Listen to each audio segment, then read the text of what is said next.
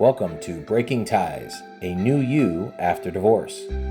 This is your go-to source for practical advice and support for when the divorce process has finished. Join us each weekday for a quick chat where we'll cover a variety of topics related to post-divorce. Together, we'll explore the emotional, financial, and legal aspects of life after divorce and help you find the best path forward for you and your family. Here's your host and Certified Divorce Financial Analyst professional, Mike Fulkerson. Hi, and welcome back to Breaking Ties, a new you after divorce. I'm your host, Mike Fulkerson, financial advisor and Certified Divorce Financial Analyst professional. And today we're going to tackle a common question.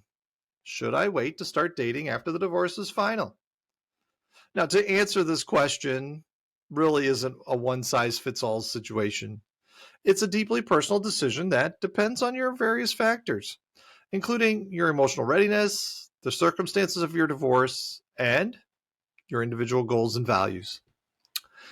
Here are some things to consider when deciding whether to start dating after your divorce is final. We're going to start with, taking time to focus on yourself and your healing process. Divorce can be emotionally taxing, and it's essential to give yourself the space and time you need to process your feelings, grieve the end of your marriage, and rediscover who you are as an individual. Consider your reasons for wanting to start dating again. Are you seeking companionship and connection, or are you hoping to fill a void left by your ex-spouse?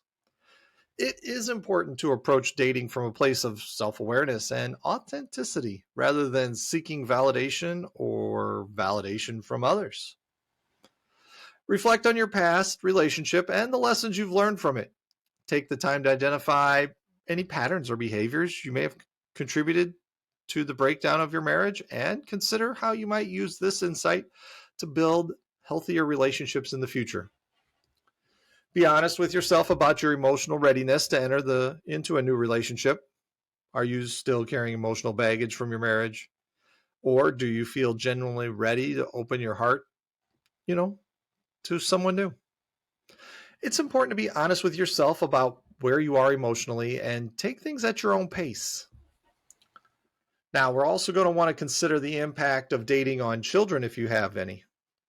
Introducing new partners to your children's lives can be challenging and emotionally fraught, especially in the aftermath of a divorce. Take the time to consider how dating may affect your children and be mindful of their needs and feelings as you navigate this new chapter of your life.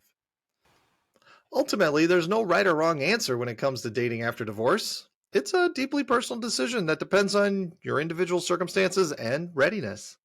Trust yourself to know what's best for you, and don't rush into dating before you are emotionally prepared. Remember, the most important relationship you'll ever have is the one with yourself. Take the time to prioritize self-care, self-discovery, and self-love as you embark on this journey of healing. Really, that's going to do it for today's episode of Breaking Ties, a new you after divorce. I want to thank you for joining me. And should you have any questions on today's topic or other financial planning issues, please contact me using the information in the description. Divorce is not the end of your story. It is the start of your next great chapter. Until next time, take care.